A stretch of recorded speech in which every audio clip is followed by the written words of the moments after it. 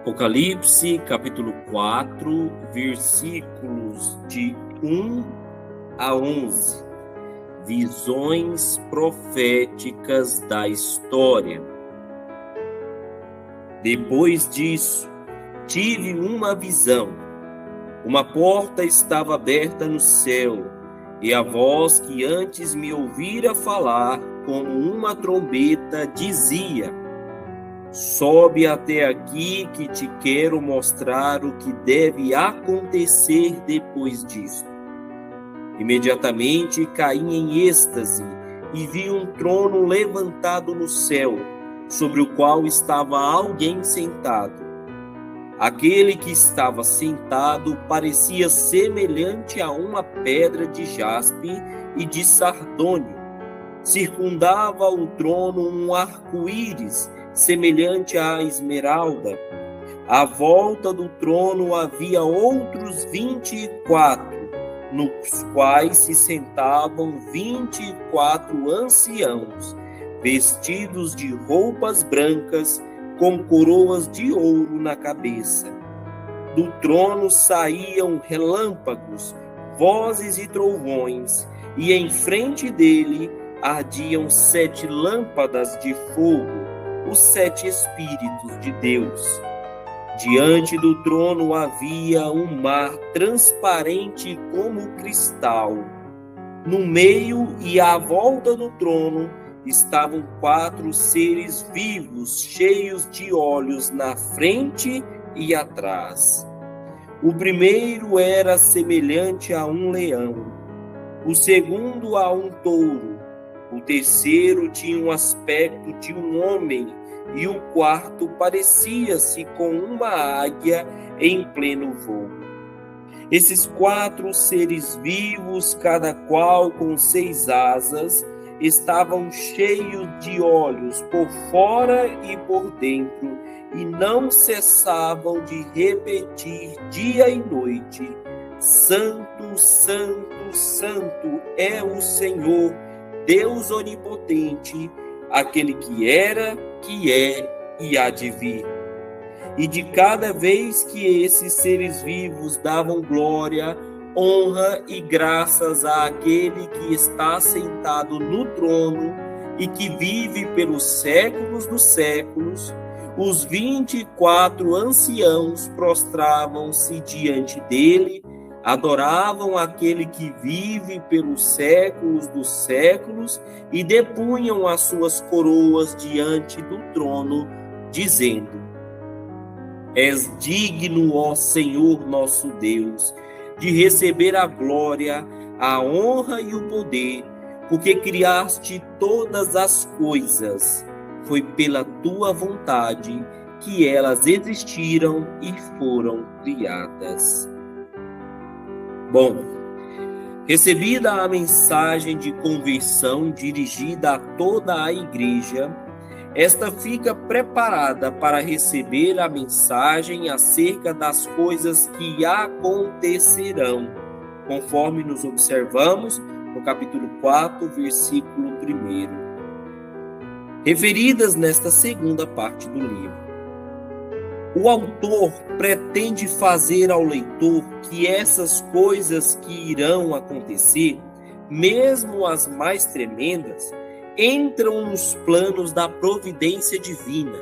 Esse é o objetivo do autor, ele faz o leitor observar isso. São apresentadas em formas de visões simbólicas que se encadeiam umas nas outras com grande intensidade dramática, sucedendo-se num ritmo acelerado e num crescente vertiginoso. O leitor sente-se arrebatado e envolvido na ação.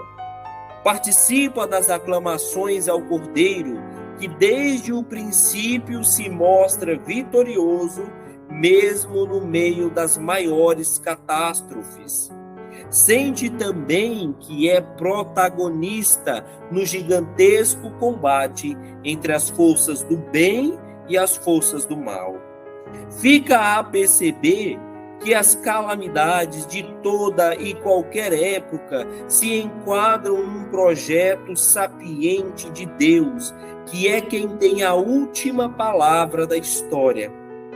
Como já fizemos notar, João não pretende expor a sucessão cronológica dos acontecimentos históricos, mas a realidade invisível que está por detrás deles, a luta implacável entre Cristo e Satanás. E a melhor maneira que encontra para mostrar essa realidade invisível é o recurso aos símbolos, fazendo-o com uma maestria insuperável. Esta segunda parte do Apocalipse é a propriamente apocalíptica, que podemos dividir em duas bem distintas. Embora, diga-se de passagem, nem todos os estudiosos coincidam no ponto onde fazer essa divisão. Neste primeiro conjunto das grandiosas visões, são fáceis de distinguir duas seções. Uma primeira, capítulos 4 e 5, que serve de introdução a todas as visões, leva o leitor a ver desde o início, através de símbolos bem expressivos, que as vicissitudes da história da Igreja e da humanidade só podem ser entendidas a partir de Cristo. Na segunda, o Cordeiro, o único que possui a chave para abrir os selos que mantém encerrado o livro da história, vai abrindo sucessivamente os seus 7 selos, deixando ver o sentido das calamidades que assolam a humanidade. Isso dá-se num clima de crescente expectativa de que venha a ser aberto o 7º selo, e este é o momento em que começam a tocar, como símbolo da poderosa voz divina, uma após outra, as 6 primeiras das 7 trombetas. E esta sessão termina com um grande suspense, à espera de que comece a tocar a 7ª trombeta. Então se cumprirá o desígnio de Deus, como ele tinha anunciado aos seus servos, os profetas. Consideramos que o toque da 7ª trombeta, capítulo 11, versículo 15, é o início da última parte da obra, que culmina na vitória de Cristo sobre as forças do mal e na glorificação da Igreja. Mais especificamente, no capítulo e nos versículos que agora acabamos de ler, João faz-nos assistir a um espetáculo grandioso e deslumbrante, no capítulo 4, dos versículos de 1 até o versículo 11. A visão representa a majestade de Deus no céu, através do símbolo de um trono, tudo com recurso a imagens do Antigo Testamento. O apóstolo evita rebaixar a imagem de Deus com uma representação em figura humana, e para isso apresenta-o na figura das mais ricas e belas pedras preciosas, tendo por auréola o arco-íris.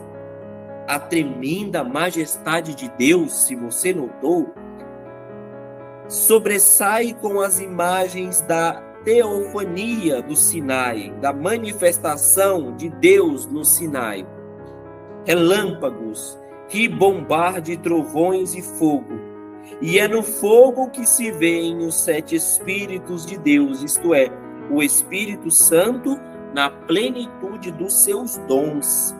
Um fogo que faz lembrar as línguas de Pentecostes. O trono divino está assente sobre aquilo que na cultura antiga eram as águas superiores, um oceano acima do firmamento que, visto como um mar transparente e semelhante a cristal, era exatamente o contrário do mar tenebroso, caótico e indomável da visão dos judeus. Era como um mar aos pés do seu Senhor, que sobre ele tem domínio absoluto e que, numa leitura cristológica, à luz de Cristo, acalma as tempestades. Por outro lado, o mar de cristal faz ressaltar o ambiente litúrgico pela alusão ao mar de bronze no Templo de Jerusalém.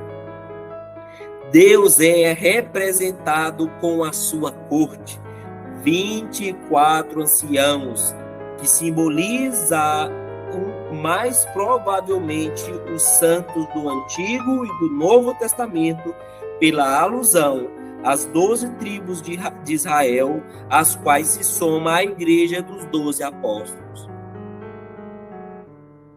Outro elemento importante da corte celeste são os 4 seres vivos. Não faz sentido traduzir Tesserazoa, a palavra original, por 4 animais, pois o terceiro tem um rosto humano. A visão destas 4 figuras é inspirada na de Ezequiel, capítulo 1, versículos de 5 a 11, e é de muito problemática identificação. Partindo de que 4 é um número de totalidade cósmica, poderemos ver neles uma relação com a criação inteira, representada nos 4 pontos cardeais.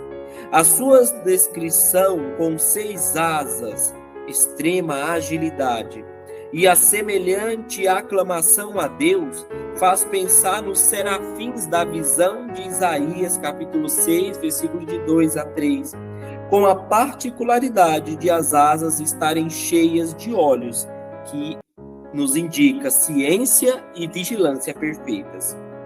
A partir de Santo Irineu, a tradição e a iconografia cristã viram representados nestes seres os 4 evangelistas, vindo a prevalecer a seguinte correspondência. No leão, vê-se Marcos, no touro, Lucas, no homem, Mateus, na águia, João. Inclusive você, que é da Diocese de Cristalândia, se observar no teto da catedral, na cidade de Cristalândia, observará esses 4 seres que representam os evangelistas. E se está em Porangatu, observe as portas de madeira da nova matriz, para também ver ali os 4 evangelistas representados sobre os símbolos desses seres. E esse quadro termina com toda a corte celeste a irromper num hino de louvor, de ação de graças e de adoração a Deus.